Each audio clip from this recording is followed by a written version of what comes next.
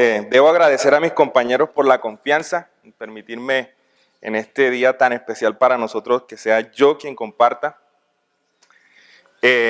Así que cualquier inconformidad, cualquier inquietud, por favor, con ellos, ¿sí? Mis responsabilidades. Yo recuerdo la primera vez que vi a un grupo de compañeros despedirse en una convocación. Yo sé que yo no doy la impresión de llorar. Yo lo sé, pero yo soy muy llorón. Yo he llorado en todas las despedidas de los compañeros aquí, en todas. Y si eso llega a ocurrir en este momento, les pido excusas.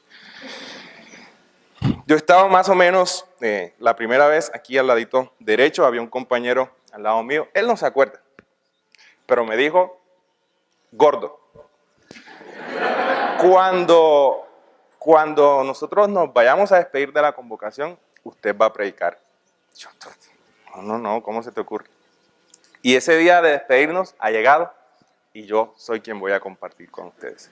Sé que él no es profeta ni hijo de profeta, pero ahí está el cumplimiento de sus palabras. A mí siempre me ha gustado como colocarle títulos y mencionarlo a las reflexiones que comparto. Porque si a la audiencia se le olvida el contenido, pues que por lo menos recuerde el título de la reflexión. Y esta reflexión yo la he titulado Semilla, Seminario y Seminarista. Semilla, Seminario y Seminarista.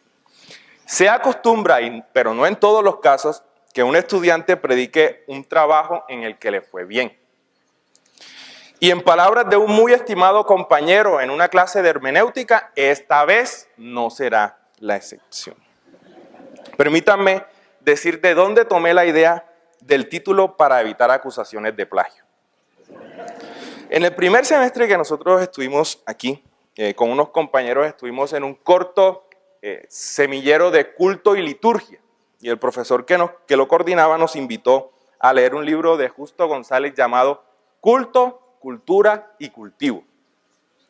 En ese libro, González explica cómo la fe cristiana está ligada a las expresiones culturales a donde el evangelio llega. Es decir, no podemos separar la fe de la cultura. Para González, las manifestaciones culturales, lejos de amenazar y socavar la fidelidad de la iglesia, hacen posible su enriquecimiento.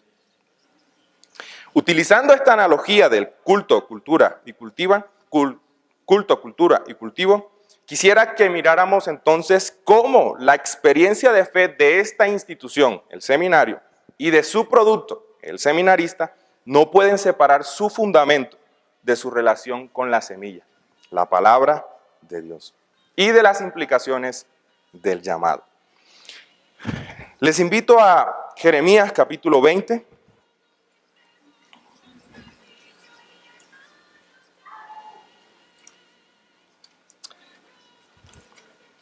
Versículos 7 al 18. El texto que nos compete hoy, lejos de ser para mí un trabajo en el que me fue bien, es tal vez una de las expresiones más claras de lo que es el ministerio y el compromiso que hemos adquirido con Dios para llevarlo a cabo, a pesar de lo que se pueda presentar en el camino. Les invito entonces a que leamos el texto. Señor, me sedujiste y me dejé seducir. Más fuerte fuiste que yo y me has vencido. Soy el hazmerreír todo el día. Todos se burlan de mí. Porque cada vez que digo algo he tenido que gritar violencia, destrucción. Tu palabra fue para mí por reproche y por burla todo el día. Y me dije, no me acordaré más de él y no hablaré más de parte suya. Pero había en mi corazón como un fuego ardiente, atrapado en mis huesos. Intenté detenerlo y no fui capaz. Porque escuché la difamación de muchos, terror a mi alrededor. Denúncienlo, denunciémosle. Todos los que estaban de mi parte esperaban mi caída. Quizás se engañará, decían, y podamos vencerlos y así nos vengaremos de él. Pero el Señor está conmigo como un guerrero poderoso. Por eso los que vienen persiguiéndome van a tropezar y no van a prevalecer. Van a ser avergonzados completamente porque no van a prosperar y su deshonra nunca será olvidada. Tú, Señor poderoso, que examinas con justicia, que exploras el corazón, que yo pueda ver cómo te vengas de ellos, porque a ti he encomendado mi lucha. Canten al Señor, todos alábenlo, porque Él libera al pobre de la mano de los malos. Maldito el día en que nací. El día en que mi madre me dio a luz, no sea bendecido. Maldito el hombre que dio la noticia a mi padre, un hijo varón te nació. Alégrate. Y que ese hombre sea igual que las ciudades que arrasó el Señor, sin ninguna compasión. Y escuche gritos por la mañana y sonidos de guerra al mediodía. ¿Por qué no me morí en el vientre de mi madre? Su vientre hubiera sido mi tumba y así yo nunca hubiese salido de allí. ¿Por qué razón tuve que salir del vientre de mi madre? Nada más para ver problemas y dolor y para culminar el resto de mi vida en vergüenza. Oremos. Señor, hemos leído tu palabra, estamos frente a ella que es viva, que es eficaz, que cambia la vida, que transforma la vida. Que tu palabra en esta mañana nos transforme. Que tu palabra en esta mañana nos dé aliento para continuar en este camino, lleno de dolor, pero también de alegría. Que tu nombre sea bendecido y que tú recibas mucha más gloria en esta mañana. En Jesús, amén y amén. Este texto que acabamos de leer es el punto cumbre de las quejas del profeta que comienza en el capítulo 11 de Jeremías y se extiende hasta el capítulo 20. Quejas que le costaron el título o el rótulo del profeta llorón. Un poco injusto para mí, porque vaya y viva lo que le tocó vivir a Jeremías y no sé qué, para ver si también no nos quejamos. Este es el clímax de las quejas del profeta, pero a la vez también es el punto más bajo de las confesiones de él. Aquí podemos notar que Jeremías acusa a Dios de haber querido aprovecharse de su juventud y de su inexperiencia. O sea, de haberlo seducido como se seduce a una joven, haciéndole promesas que luego parecen engañosas. El texto evidencia la agonía del profeta frente a la tensa realidad de su ministerio, por el cual él también ha tenido que soportar situaciones difíciles que lo tienen sumido en el sufrimiento. Esta confesión de Jeremías es la confesión más extrema de todas. Es una amalgama de lamentaciones, de cantos de confianza y de gritos de desesperación. La alternancia entre sufrimiento, confianza y desesperación reflejan el desgarro interior que hay en el profeta y que le han provocado todos los sufrimientos que tiene. Este es el texto que nos compete en esta mañana. La sola lectura de él nos deja ver un panorama de exaltación a Dios, pero también nos deja un panorama de lamentos, de quejas y de expresiones que tal vez nosotros no seríamos capaces de decirle a Dios. Pero el profeta Jeremías se atreve a hacerlo. Jeremías fue el hombre que Dios había llamado para ser su profeta a las naciones. Pero en este texto, en este pasaje, el profeta no está frente a una multitud. No está frente a un gran grupo de personas que le escuchan atentamente. Solo tiene un espectador. Solo hay una sola persona que lo escucha. Y esa persona guarda un rotundo silencio ante sus quejas. Debemos reconocer en este texto entonces a Dios como el agente de las historias humanas y no como alguien aislado de las mismas. Permítanme entonces y miramos el texto en esta mañana. Los versículos 7 al 10 que acabamos de leer nos introducen la primera protesta del profeta contra el Señor. En estos versículos se puede ver la tensión que hay entre la culpabilidad de Dios por la situación del profeta y la aceptación de él mismo de esa situación por su propia voluntad. Este, en cierta manera, es un engaño consentido. Jeremías se ha dejado engañar.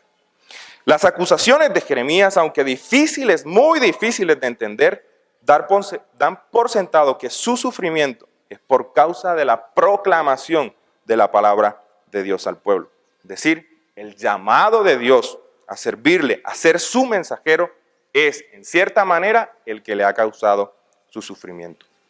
Jeremías entonces aquí se enfrenta a un dilema muy complejo. ¿Cómo puedo seguir anunciando la palabra que tanto sufrimiento me ha causado? Su dilema para él es fácil de resolver. He intentado dejar de hacerlo, pero no puedo. No he sido capaz. Estas palabras evidencian el alto compromiso del profeta con Dios, con su palabra y con el ministerio que le había entregado. ¿Cómo entendemos esto a la luz de nuestra experiencia como seminario y como seminaristas? Permítanme utilizar dos ejemplos sencillos para intentar explicar y entender lo que al profeta Jeremías le está ocurriendo.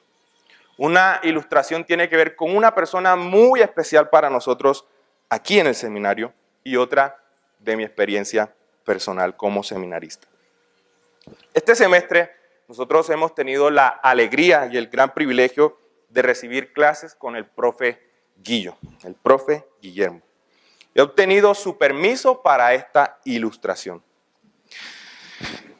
Sabemos de su experiencia desde muy joven en el ministerio, pero también conocemos su amplia experiencia en el sector público, donde hizo una brillante carrera diplomática. ¿Por qué el profe Guillo nos ayuda a entender a Jeremías? En una clase de literatura juanina, en sus palabras dijo lo siguiente: cuando llegué al punto más alto de mi experiencia profesional, logré el título de embajador, imagínense, embajador. No pude resistir más el llamado de Dios a su servicio completo. Nadie entendía cómo podía dejar de lado mi profesión en el momento más importante de mi vida. Pero yo no podía resistir más. Dios me había seducido y ya no lo podía posponer. Pero también me he dado cuenta de la rigurosidad que es servir a Dios en esta institución. Pensaba que las cosas iban a bajar un poco su rigor, pero la verdad, aquí se trabaja muchísimo más. Pero lo hago con el mayor gozo a pesar de todos los esfuerzos. La segunda ilustración tiene que ver con mi experiencia personal como seminarista. Corría más o menos el año 2012 y el Señor me estaba moviendo cada día más a venir al seminario. Pero esa no era una decisión fácil para mí. Tenía 26 años, recién casado, con el trabajo soñado por cualquier profesional recién desempacado de la universidad. Un sueldo muy agradable. Una esposa hermosa que también tenía un excelente trabajo y juntos habíamos empezado un pequeño negocio que ya nos estaba generando unas buenas ganancias. Pero la voz de Dios seguía inquietándome cada día, al punto que demoré 2 años en tomar la decisión, justo en el momento más importante de mi vida profesional. No pude seguir resistiendo el llamado de Dios. Él me había seducido y yo no podía seguir resistiendo. Y renunciamos a todo. Parece irresponsable, pero hasta el sol de hoy no nos ha faltado absolutamente nada. Dios ha organizado nuestra vida, ha organizado nuestra agenda, sus planes han sido nuestros planes y a pesar de las adversidades seguimos firmes en el compromiso que hemos adquirido con Él. Ser portadores y mensajeros de su palabra, a pesar de todas las dificultades. La pregunta del millón es: ¿cómo es posible que tantas personas hayan dejado todo? Sus países, las familias, incluso excelentes trabajos para venir a estudiar una carrera que probablemente no nos va a sacar de pobres. Parece que Dios sigue seduciendo a sus siervos. En los versículos 11 al 13 nos animan en medio de la adversidad. En ellos el profeta entona un canto de esperanza En medio de su angustia, estos versos parecen un poco contradictorios. Jeremías declara que a pesar de su situación, de la que en cierta medida Dios es el responsable, porque Él lo llamó, Él lo metió en este lío, nadie más que Él puede socorrerlo. Aquí nos encontramos en un punto medio entre dos gritos de quejas del profeta.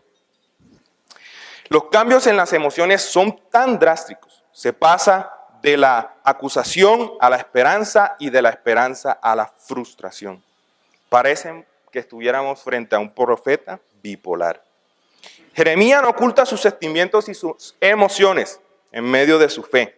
Tiene la libertad de expresar a Dios lo que siente, lo que piensa e incluso lo que vive, porque hacen parte de las realidades de sus quehaceres ministeriales. Permítanme sugerirles también dos analogías entre el seminario y el seminarista para intentar ilustrar lo que está sucediendo aquí. Nuestra institución se encuentra en un lindo momento. Estamos a puertas de recibir la certificación de alta calidad. Es un momento único de nuestra historia, donde estamos reconociendo la gracia, la misericordia y el favor de Dios a lo largo de todos estos años, donde se ha visto el esfuerzo, la dedicación y el trabajo arduo que han hecho todas las personas que hacen parte de ella. Las personas de servicios generales, los estudiantes, los docentes, los administrativos, los consejos, en fin, se ve el trabajo de todos. Estamos viendo entonces con esperanza, el futuro de la institución. La queremos ver sólida, creciente, influyente, en medio de una sociedad que tanto lo necesita. La vida de fe, aún de esta institución, se vive a la luz de la esperanza divina. La segunda ilustración, contar las experiencias de un seminarista en cuanto a la manifestación de la confianza en Dios y la esperanza en Él, no parece ser algo tan novedoso y tan nuevo. A esa esperanza creo yo que nos aferramos cada semestre. Solo basta escuchar varios de los discursos de grados, y los invito a escucharlos, donde se exponen las experiencias de vida de nuestros compañeros, de nuestros compañeros seminaristas, para ver cómo su confianza y esperanza han estado colocadas en el Señor. Si esa esperanza no estuviera puesta en Él, todavía estuvieran entre nosotros, o a lo mejor nunca hubiesen llegado hasta aquí. Podríamos hacer una lista larga de nombres. Sin embargo, ¿para qué gastarnos el tiempo si la realidad es que todos aquí estamos aferrados a la esperanza en el Señor para seguir adelante? En la última sección del texto que acabamos de leer, el profeta Jeremías presenta a Dios la frustración que tiene con su propia vida. Este es el punto cúspide de la queja de Jeremías, el más violento de todos. Él se siente tan frustrado, tan fracasado y tan acabado que hubiese deseado no haber nacido.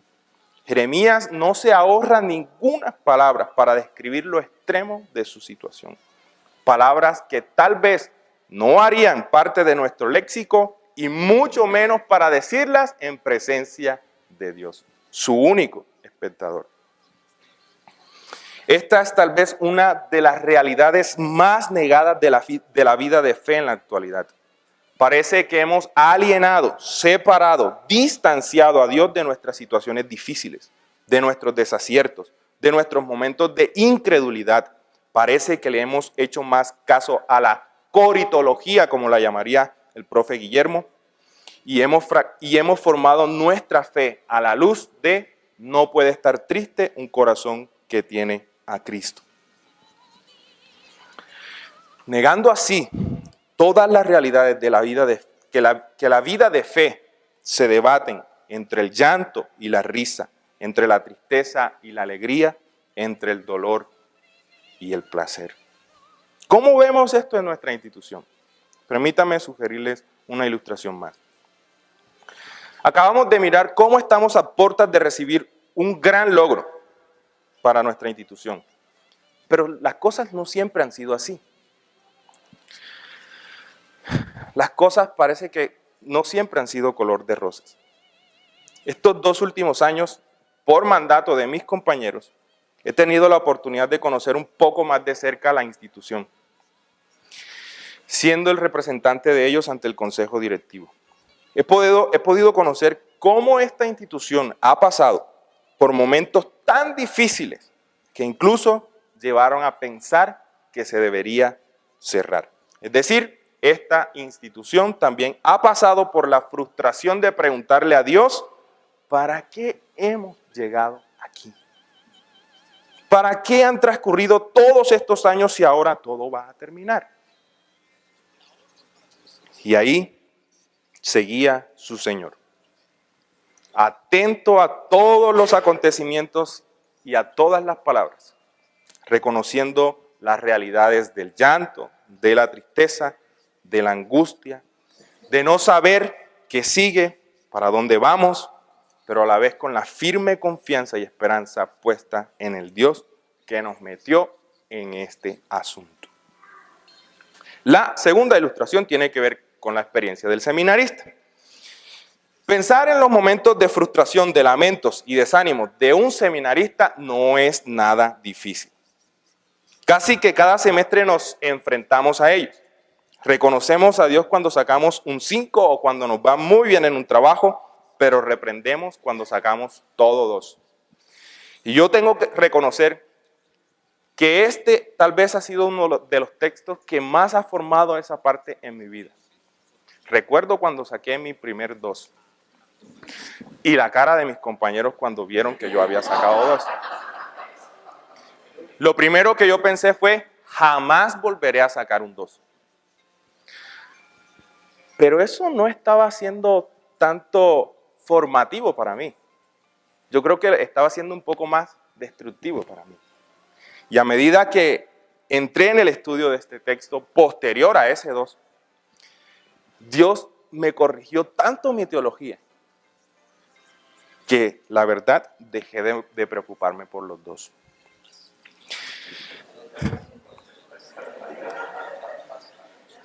Nos agobia como seminaristas muchas veces la falta de recursos para nuestra sobrevivencia en la institución. O cuando un donante que nos estaba apoyando nos dice, desafortunadamente no puedo seguir haciéndolo. Y a nosotros, compañeros, que sí nos ha tocado lamentarnos. 4 finales consecutivas y no poder ganar ni una sola. Y este año tampoco fue. ¡Qué tristeza!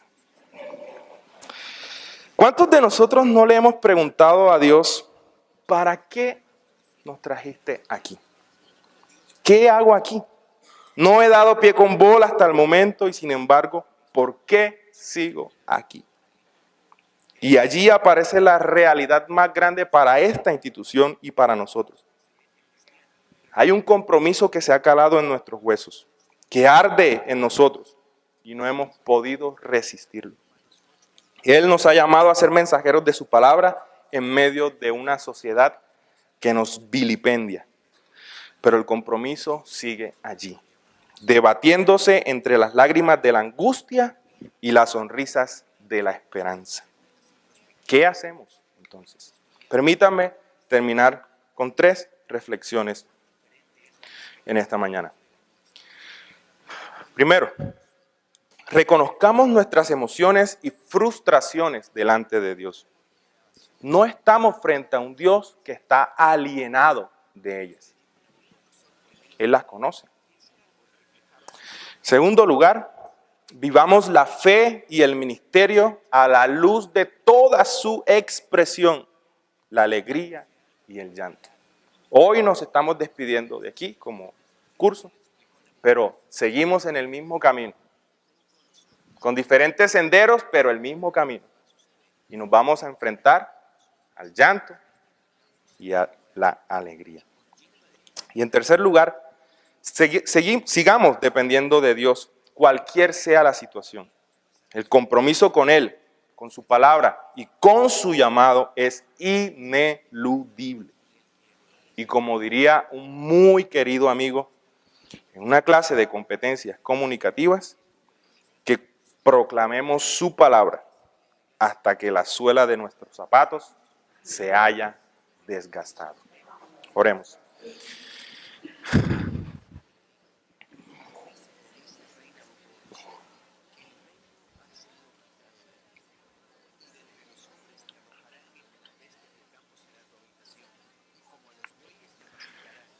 Gracias, Señor.